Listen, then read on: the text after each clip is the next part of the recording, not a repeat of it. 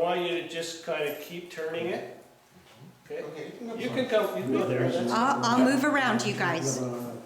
Yeah.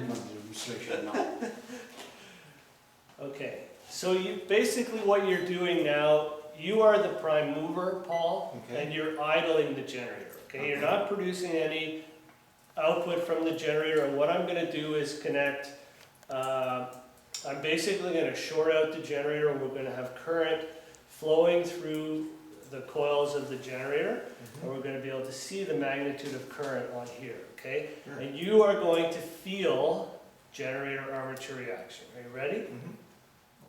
Oh my gosh. I Okay. can barely turn it. Yeah, so you're generating 0.8 amps, That's 0.35. incredible. I Okay. can barely turn it. Okay. Wow. Look at So this. now, again, now you're idling on no load. Yeah.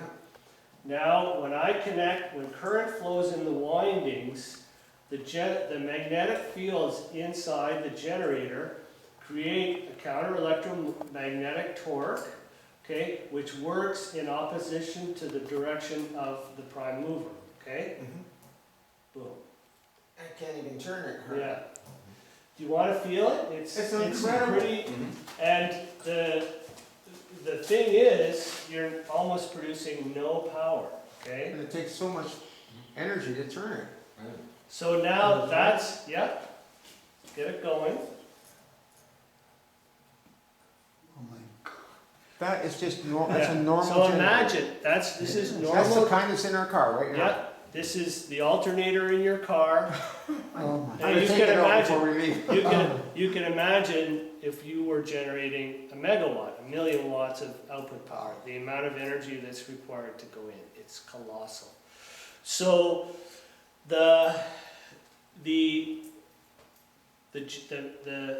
when current flows in the windings of the generator, a magnetic field is created around the windings, the coil or coils, which interacts with the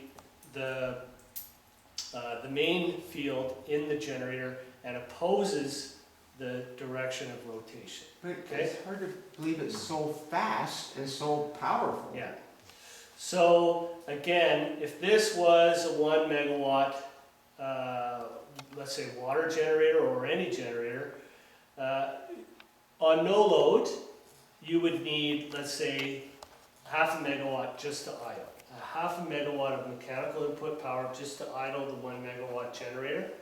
Then when it's placed on load, the generator armature reaction that's created inside the generator when current flows in it.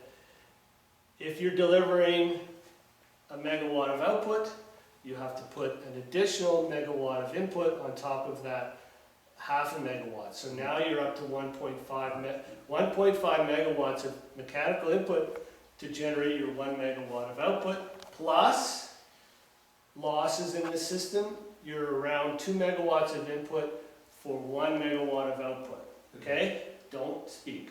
Let me finish. I'm just trying to grab that. Okay. Yeah, okay. So I just want to get this point Yeah, I'm across. trying to get that. So what we're going to show you, the Regenerative generator, okay, what we're going to show you, we've taken this out of the equation. We've taken the counter electromagnetic torque out of the equation, okay? And we've actually reversed it.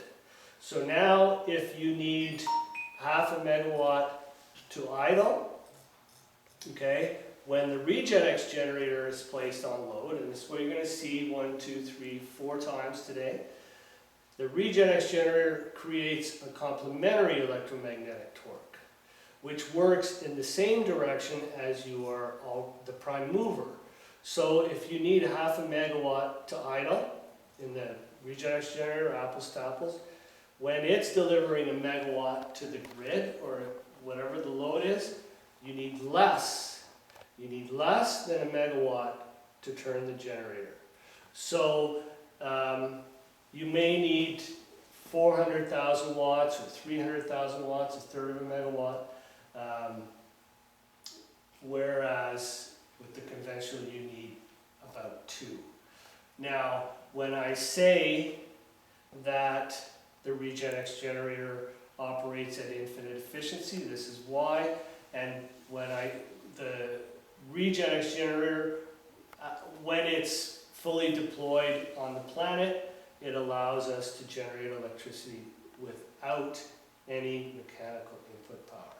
So when we're running on idle, we have some mechanical input power, but we're not generating electricity. When we generate a megawatt, we need a megawatt, an additional megawatt in.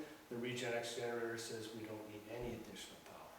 So no additional power, 0 mechanical watts when we're generating electricity, plus 0 pollution and 0 cost.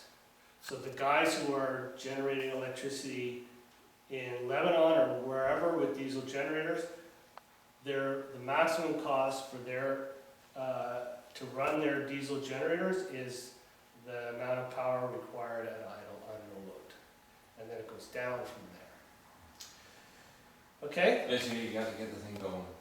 you have to get the thing going. You need an